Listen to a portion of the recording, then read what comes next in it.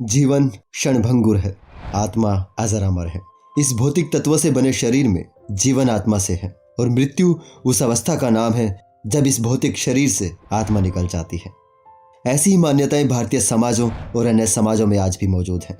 लेकिन जब भी वैज्ञानिक दृष्टिकोण से कहा जाता है कि आत्मा जैसा कुछ नहीं होता, तो आम जनमानस को कई सवाल परेशान करते हैं। जैसे भौतिक तत्वों से बने शरीर पे तो वैज्ञानिकों ने महारत हासिल कर ली है, शरीर का पुर्जा जोड़ तोड़ लेते हैं। पर ऐसा कौन सा तत्व है जीवों में जिस पे जीवन मृत्यु निर्भर करता है? वो कौन सी ऐसी शक्ति है जो इसका संचालन करती है? ऐसा इस शरीर से क्या निकल जाता है जिसके निकलते ही जीवित मनुष्य मर जाता है? अगर आत्मा नहीं तो फिर जीवन क्या है? ऐसे ही कई सवालों के जवाब आज मैं इस वीडियो के माध्यम से देने जा रहा हूँ, तो बने रहिए मेरे साथ इस वीडियो के अंत तक।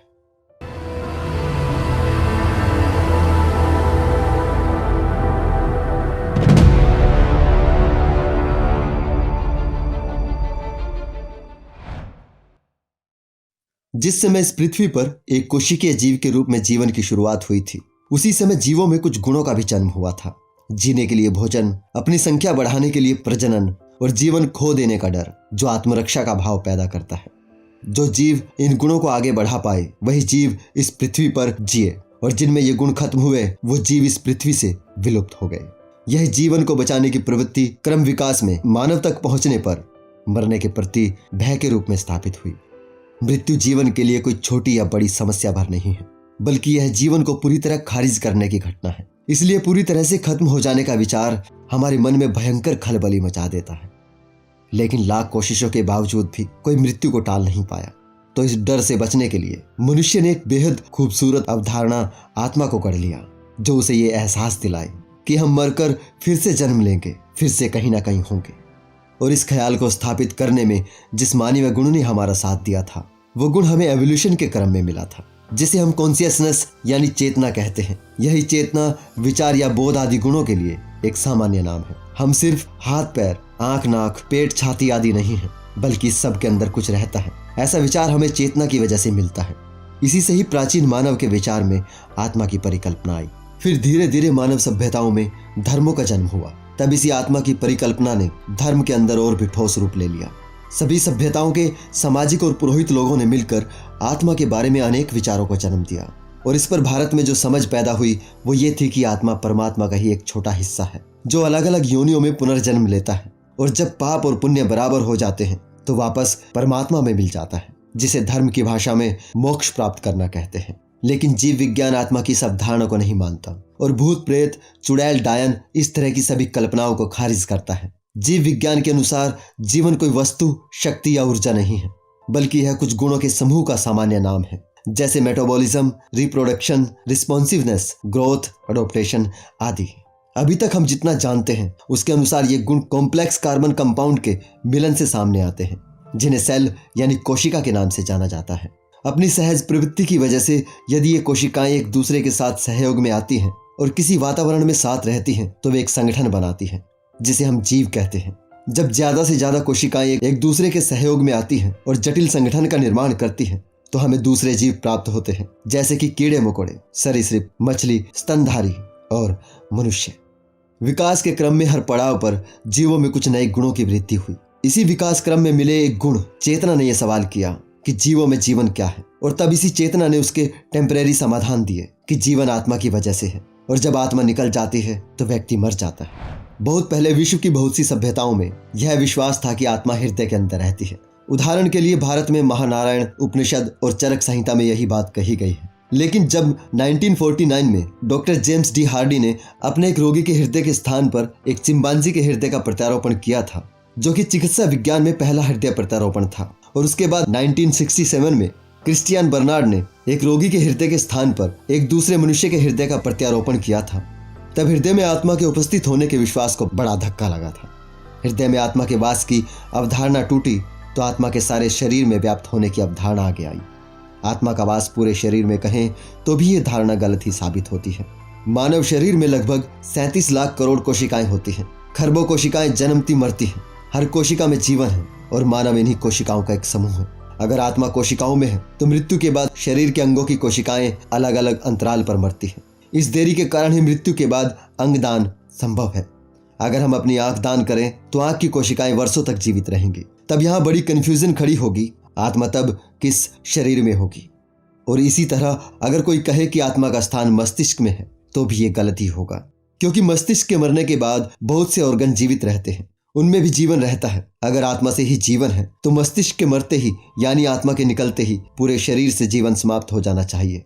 लेकिन हमारे ऑर्गन जैसे आंखें, किडनी, हृदय दूसरे किसी शरीर में लगाए जा सकते हैं और लगाए जाने तक वो जीवित रहते हैं, तभी वो लगाए जा सकते हैं।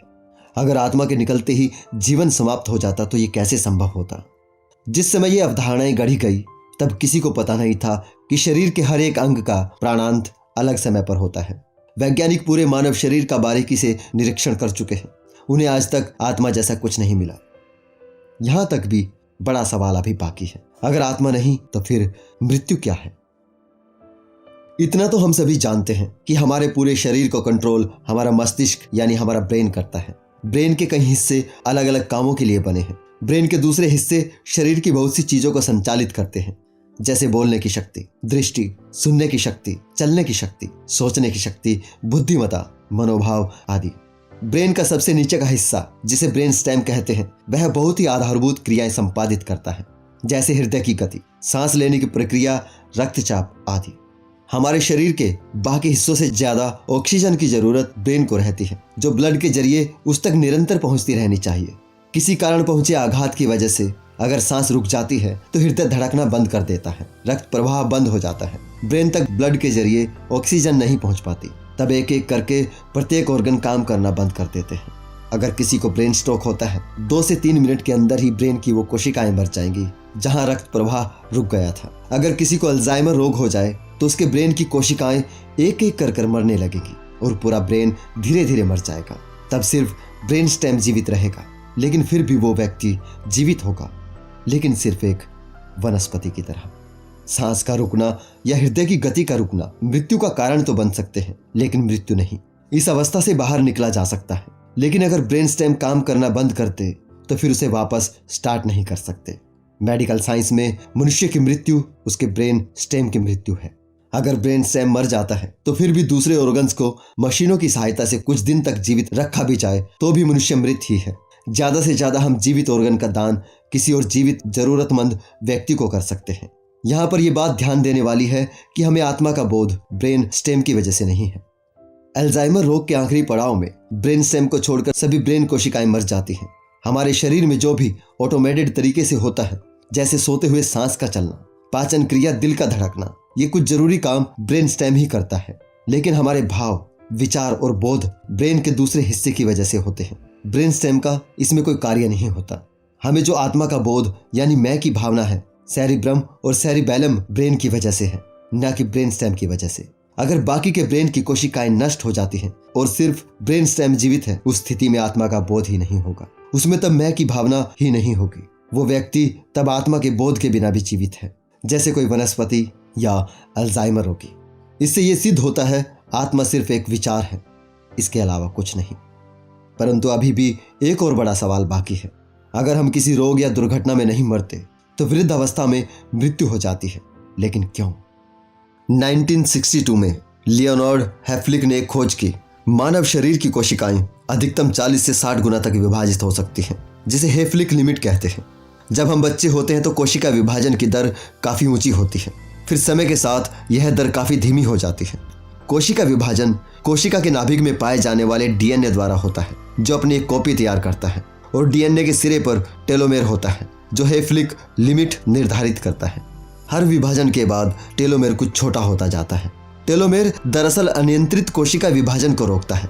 दूसरे शब्दों में कहें तो यह कैंसर से बचाता है। लेकिन इस नियंत्रण की प्रक्रिया में जब हम वृद्धावस्था में पहुंचते हैं, तब तक टेलोमेर कोशिका विभाजन नियंत्रण की सीमा पूरी कर चुका होता है। उसके बाद कोशिका विभाजन सिर्फ कैंसर को जन्म देता है, जिसका मतलब है अगर हम किसी और कारण से नहीं मरते तो वृद्धावस्था में कैंसर ही मृत्यु का कारण बनता है। जीवन किसी एक क्रिया से नहीं है, बल्कि अनेकों क्रियाओं के सीक्वेंस में होने से जीवन है। जीवों में कोई एक जीवन तत्व नहीं, बल्कि कई तत्वों से मिलकर जीवन है, जो लगातार सेल्स के बनने मिटने पर निर्भर करता है। जब हमारे सेल्स कमजोर पड़ते हैं, तब हम वृद्धावस्था की ओर बढ़ते हैं। बढ़ती उम्र के साथ जीवन की ऊर्जा का क्रम धीमा पड़ता है। और एक स्टेज पर आकर टूट जाता है। ऊर्जा का क्रम टूटते ही जीवन की लो बुझ जाती है। तब वो किसी बड़ी लो से जाकर नहीं मिलती, ना ही वो किसी दूसरी लो के रूप में जन्मती है। आत्मा वाकई में एक बेहद खूबसूरत विचार है, जो झूठे ही सही हमें एक भरोसा दिलाता है कि हम मरकर भी फिर से जन्म लेंगे, फिर से कहीं ना कहीं होंगे। और इस विचार को आपसे छीनने का मुझे या किसी और को कोई हक नहीं। फिर भी मेरे इस विषय के पीछे क्या कारण है, मैं स्पष्ट करना चाहता हूं। जो लोग आत्मा में विश्वास करते हैं वे भी किसी स्वजन की मृत्यु पर फूट फूट कर रोते हैं। जब मानते हैं कि आत्मा तो मरती ही नहीं, तो फिर इस मातम का क्या अर्थ है?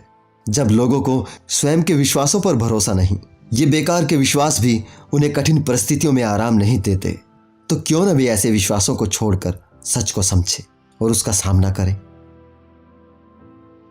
असल में आत्मा का ये विचार मानव की भलाई में कम और मानवता के खिलाफ अधिक रहा है, जो अपने जन्म के साथ ही विकृत हो गया था।